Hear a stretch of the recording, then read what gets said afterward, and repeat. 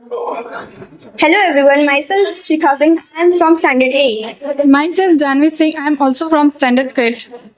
Our project is solar air heater. As you can see, we used metal rods to connect the lower surface area. As you can see, we connected all the metal rods and we used reflected mirrors to reflect the sun rays properly. A transparent jar or glass, you can say, and we painted it with black paint so it can focus the sun rays in the center of the area.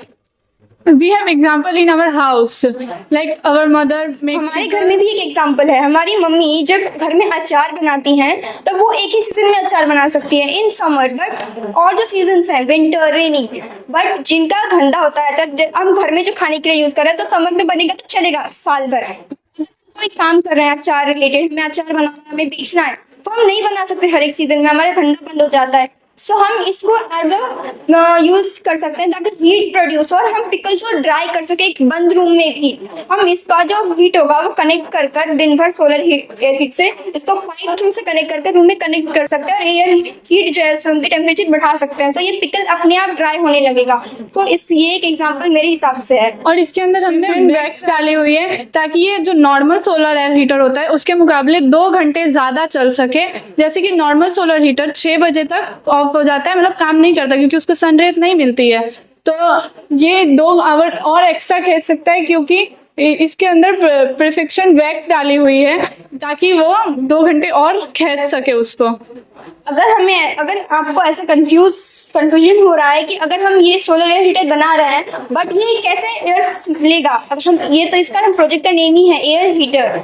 सो इसमें हम यहाँ पे एक fan install करेंगे जो हवा को खींचेगा और अंदर की तरफ ले जाएगा और फिर जो सनरेज होगी वो रिफ्लेक्ट कर कर उसको फोर्स करेगी हीट होने के लिए, हीटअप होने के लिए. और यहाँ पे ये लोअर एरिया में इसका टेम्परेचर बहुत ज़्यादा होगा. ये 23 डिग्री सेल्सियस हमारे कैलकुलेशंस के हिसाब से बढ़ सकता है इन 1 आवर. अगर नीचे का टेम्परेचर अभी 67 डिग्री होगा और एक है और ऊपर का 42 to 50 के बीच में होगा क्योंकि ऊपर ब्लोअर लगाया हुआ है, उसका हीट जो टेम्परेचर है वो बाहर दे रहा है और वहाँ का टेम्परेचर धीरे धीरे लाइट हो रहा है बट नीचे का टेम्परेचर गर्म ही रहेगा. और वहाँ पे हमने ब्लैक शीट भी यूज़ की है ताकि वो और ऑब्जर्व कर सके सन रेज को, इसीलिए. Thank you.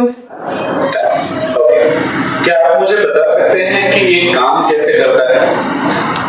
यहाँ पे जो डायग्राम है हमने जो डिज़ाइन किया है एक रफ स्केच, आप उसमें देख सकते हैं कि यहाँ से जो हम फैन यूज़ करेंगे वो एयर सक खींचेगा तो ये ऊपर ले जाएगा और हमने जो बाहर रिफ्लेक्टेड ग्लास लगा रखी है वो सन रेज को रिफ्लेक्ट करके सेंटर में देगा जहाँ से ये एयर गर्म होगा और ऊपर से ये ब्लो आउट होगा. ये मिरर्स का इस्तेमाल आपने क्यों किया है? ताकि सनरेज है जो हमें डायरेक्ट रिफ्लेक्ट मिल सके, सनरेज का कॉन्सेंट्रेट कर सके. ठीक है. ये गर्म हवा ऊपर क्यों जाती है? क्योंकि अगर हम इसका ब्लोअर ऊपर नहीं डालेंगे या फिर ये गर्म हवा ऊपर नहीं जाएगी तो मे बी जो आउटर सरफेस है जिससे हमने इसको कवर कर रखा है वो आई थिंक ब्लास्ट हो जाए या जल जाए या फिर क्रैक कर जाए क्योंकि वो हीट है, वो किसी भी चीज़ को जला सकती है. ओके, तो हम यहाँ पे ऑब्वियस बात है कि यहाँ पे अगर हम यहाँ का शक हो रहा है तो ये ऑब्वियसली सबसे हीटेड पार्ट होगा यहाँ के सेल्सियस बहुत ज़्यादा होंगे और ऊपर के कम होंगे क्योंकि ब्लोअर से आउट जा रहा है. इसमें ग्लासेस लगाए हुए हैं, इसकी हीट की वजह से क्रैक हो सकते हैं, इसी वजह से. जब हवा इनलेट में दाखिल होती है तब उसका टेम्परेचर कितना होता है? 35 to 37 degree Celsius based on particular. और जब आपके इस प्रोजेक्ट में हवा बाहर निकल रही है वो कितना ज्यादा बढ़ रही है? 67 degree Celsius to 62 degree Celsius. और नॉर्मली जो मार्केट में सोलर एयर हीटर है वो कितना दे रही है? वो आई थिंक 42 या फिर 34 डिग्री के सेल्सियस के बीच में ही है, उतना हाई नहीं जा पा रहा है वो. ठीक है. आपका ये प्रोजेक्ट ज्यादा डिफरेंस क्रिएट कर रहा है टेम्परेचर में. यस. ठीक है. क्या ये बिजली से चलता है? नो, एक सोलर यूज्ड पूरा इसका स्ट्रक्चर ही हमने ऐसे डिजाइन किया है कि ये पूरी इलेक्ट्रिसिटी की कोई वैल्यू ही नहीं है इसमें. अच्छा, तो टोटल रिन्यूएबल एनर्जी से चलता है. इसके आचार बनाने के अलावा कोई इस्तेमाल है? हाँ, इसके और 2 एग्जाम्पल मेरे पास।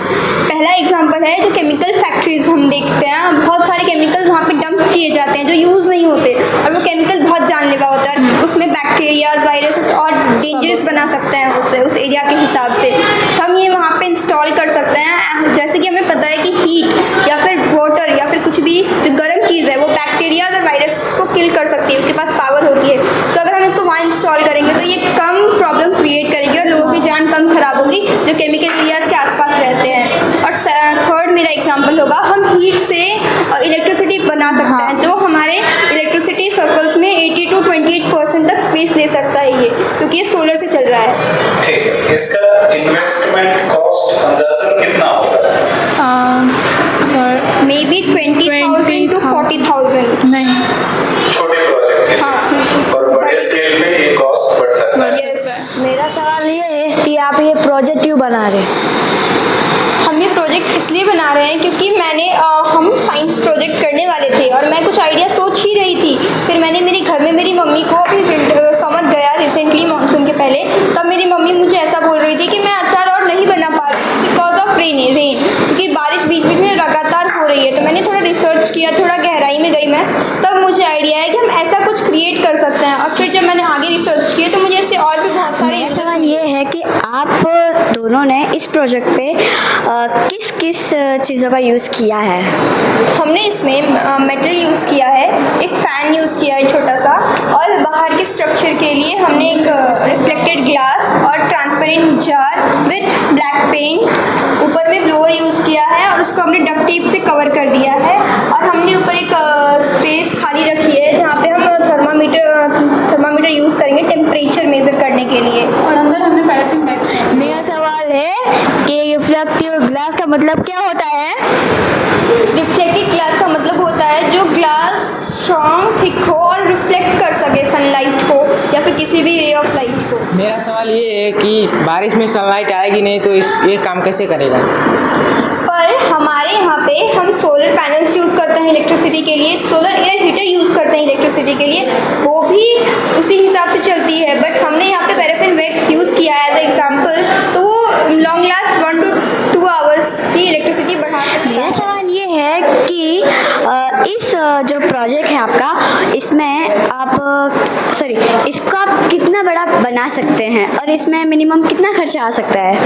इसको हम हमारे यूज़ के हिसाब से बड़ा छोटा बना सकते हैं, ये हम पे डिपेंड करता है कि हमें किस हिसाब से इसका यूज़ है।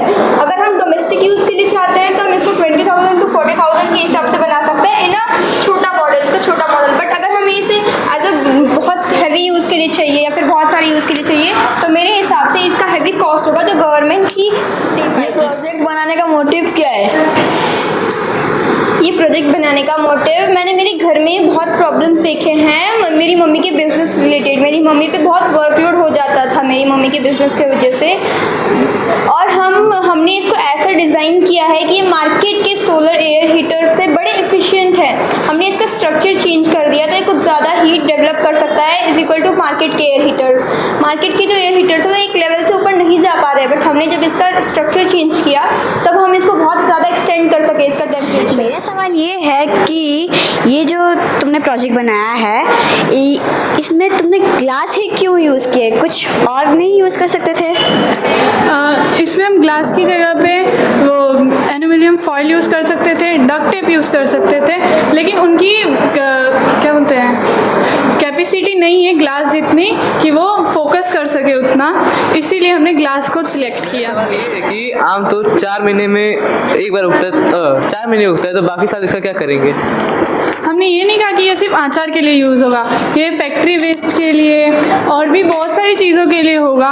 बहुत सारे एग्जांपल्स हैं हमारे पास जिसके लिए यूज़ होता है। जैसे फैक्ट्री वेस्ट के लिए कितने बैक्टीरियाज ये सब होते हैं, उनको मारने में भी ये हेल्प करता है। सोलर की हीट की वजह से वो मेरा मार भी सवाल सकता ये है कि तुम दोनों ने ये प्रोजेक्ट जब बनाया या फिर सोचा तो इसका नाम सोलर एयर हीटर ही क्यों रखा? हमने इसका नाम सोलर एयर हीटर इसलिए रखा क्योंकि हम सोलर पावर से इसका पावर यूज़ कर रहे हैं और एयर हीट हो रहा है, इसलिए इसका नाम दिया हमने सोलर एयर हीटर।